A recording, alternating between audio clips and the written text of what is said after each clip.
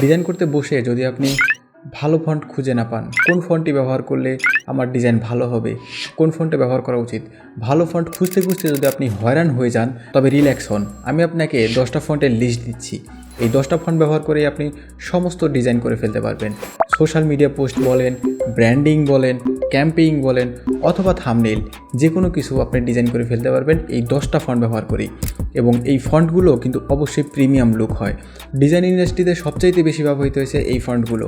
Hello creative পিপুল, আমি Abdul high আসির সাথে। চলুন কথা না বাড়িয়ে মূল ভিডিও শুরু করা যাক। লিস্টের প্রথমেই আমি যে ফন্টটি রেখেছি সেটি হচ্ছে এলআই আদর নৈরত।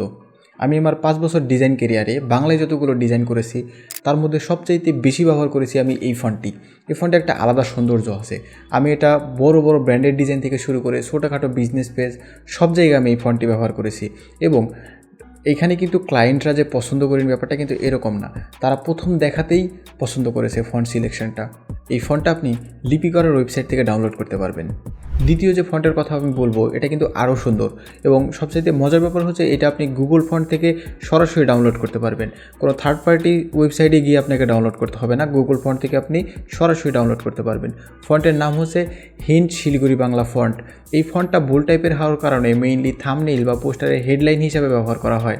3 নম্বরে যে ফন্টটি রেখেছি সেটি হচ্ছে হাসান মেঘালয়। গুড লুকিং ফন্টের তালিকায় এই ডিজাইনটি অবশ্যই রাখা উচিত বলে আমি মনে করি। এই ফন্টটা থাম্বনেইলে অহরহ ব্যবহার করা হয়। হয়তো আপনার প্রিয় কোনো কন্টেন্ট ক্রিয়েটরও এই ফন্টটি ব্যবহার করেছে। ইভেন আমি আমার থাম্বনেইলেই এই ফন্টটা ব্যবহার করে থাকি। আপনি যদি এখন ইউটিউব থেকে ভিডিও দেখে থাকেন, উপরে নিচে বা এদিকে যদি সাজেশন দেখেন, কোনো না কোনো থাম্বনেইলে এই ফন্টটা অবশ্যই আপনি দেখতে পারবেন। হাসান মেঘালয় ফন্ট খুবই জনপ্রিয় একটা ফন্ট থাম্বনেইলের ক্ষেত্রে। এরপর যে ফন্টের নাম বলবো আমি সেটা হচ্ছে হেডলাইন বাংলা ফন্ট। এই ফন্টের বোল্ড লুকটা ডিজাইনকে আকর্ষণীয় করে তোলে। যদি আপনি ডিজাইনের হায়ারার্কি মেনটেন করে ভালোভাবে টাইপোগ্রাফি করে কালার মেনটেন করে ডিজাইন করে থাকেন এই ফন্ট দিয়ে, তাহলে অবশ্যই আপনার ডিজাইনের লুকটাই চেঞ্জ হয়ে যাবে। তারপরে যে ফন্টটির নাম না বললেই নয় সেটা হচ্ছে সুবাহ লেটার প্রেস ফন্ট। এই ফন্টটি যে শুধুমাত্র ডিজাইনে ব্যবহার করা হয় ব্যাপারটা কিন্তু এরকম না। এটা আপনি রাজনৈতিক ব্যানার থেকে শুরু করে ডকুমেন্টারি ভিডিও সব জায়গায় আপনি দেখতে পারবেন। আপনাকে একটা মজার ব্যাপার বলি, সুবাহ লেটার প্রেস ফন্টটা বিকাশের সেভিংস ক্যাম্পেইনে ব্যবহার করা হয়েছে। এটা শুধুমাত্র যে ডিজিটালি ব্যবহার করা হয়েছে ব্যাপারটা এরকম না। আপনি যদি বাইরে বিলবোর্ড বা ব্যানার দেখে থাকেন সেভিংসের, বিকাশ সেভিংসের, দেখবেন ওইখানে কোটেশনের ডাবল কোটেশনের মধ্যে সুবাহ লেটার প্রেস ফন্টটা ব্যবহার করা হয়েছে। আরেকটা আকর্ষণীয় ফন্ট হচ্ছে কোহিনূর বাংলা ফন্ট। এই ফন্টটা অনেক ডিজাইনের কাছে তুমুল জনপ্রিয়। অনেকেই ডিজাইন এটা ব্যবহার করে থাকেন। বিশেষ করে স্টেটমেন্ট আকারে যেই ডিজাইনগুলো হয়ে থাকে এগুলোতে কোহিনূর বাংলা ফন্টগুলো সবচাইতে বেশি ব্যবহার করা হয়ে থাকে। অনেকগুলো তো স্ট্রেট বা বোল্ড টাইপের ফন্টের নাম জানলাম। চলুন এবার কিছু স্টাইলিশ ফন্টের নাম জেনে নেওয়া যাক যা অনেক বেশি জনপ্রিয়। এই লিস্টে শরীফ সুবর্ণ ফন্টটি অন্যতম। টাইপোগ্রাফিতে ব্যাপক আকারে এই ফন্টটি ব্যবহার করা হয়ে থাকে। ফটোশপে বা ইলাস্ট্রেটরে এই ফন্টটিকে ভেঙে নিজের মতো করে টাইপোগ্রাফি করতে অনেকেই পছন্দ করে থাকেন। এছাড়াও ব্যানারে এই ফন্টটিকে অনেক বেশি ব্যবহার হইতে দেখা যায়। এই ফন্টটি আপনি ডাউনলোড করতে পারবেন লিপিঘরের ওয়েবসাইট থেকে। লিপিঘরের ফন্টের মধ্যে আমার অন্যতম পছন্দের একটি ফন্ট হচ্ছে মাহফুজ একে। এই ফন্টটি ব্যবহার করেছি আমি অনেকবার এবং এখনও ডিজাইন অনেক ব্যবহার করছি।